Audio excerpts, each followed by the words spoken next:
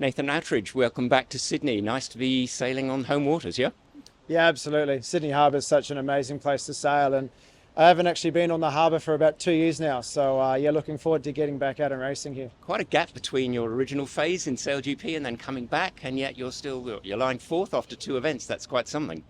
Yeah, we're very happy with how the team's going. We've had a chance to be on the podium at the last couple of events, and that final fleet race hasn't gone our way. We've made mistakes, and that's enough to keep you awake at night between events for sure. But overall, we're very happy that the team's gelling pretty nicely together. And coming into our third event, it'd be nice to make a step onto the podium. But we're also pretty realistic that we've had to sail really well to put ourselves in that position each event so far. So we need to really focus on a good day on Saturday, keep the boat clean, and try and get some good points on the board. You've got Chris Draper and Andy Maloney. That must have helped the sort of return, yeah?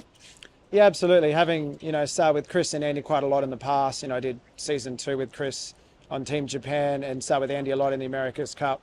When we were putting the team together, Ian Pearce and I knew we needed not only really talented sailors to join our team, but people that I knew and trusted quite well. So, very happy to have those two on board. And, the other group of sailors we've got have been amazing too. Julius, Brad and Julia as our race crew, we're all gelling together really well. And that's been really exciting.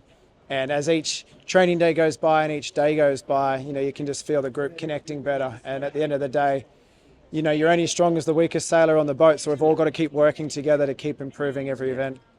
One question just about sailing. So the start's vital.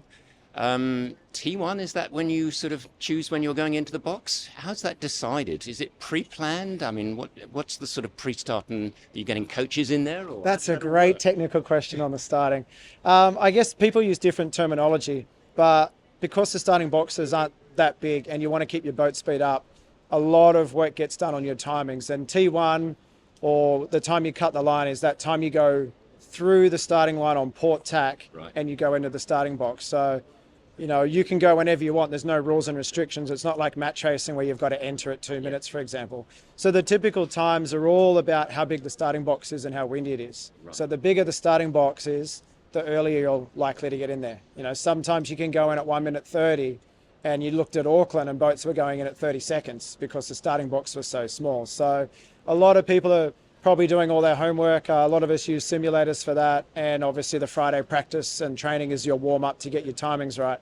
Most people want to go in there within about 5 seconds of each other, which makes it quite challenging. So if you're in the sweet spot on your timings, you're normally really strong for the start. But if you end up being late or early, you definitely have to adjust things quite a bit. you might get a hook? Obviously, when you get into the box there, do you get any coach inputs to that at all at that point or not?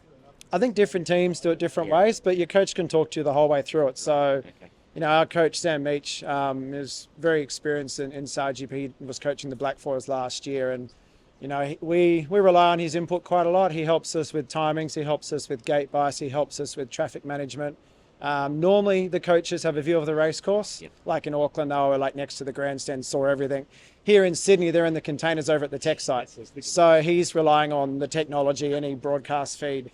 And so the coach is only as helpful as they can be with what they see. So the communication loop's really important. And I think what's really cool these days is that you can listen back to the onboards and you can hear the whole conversation between the crew and the coach, whereas previously they never said, they didn't tell you what the coaches were saying. They shut that communication off. So now we're learning how the coaches and sailors are interacting and getting ideas from other teams. Fantastic. Well, thanks so much and good luck for the weekend. My pleasure. Thanks. Cheers.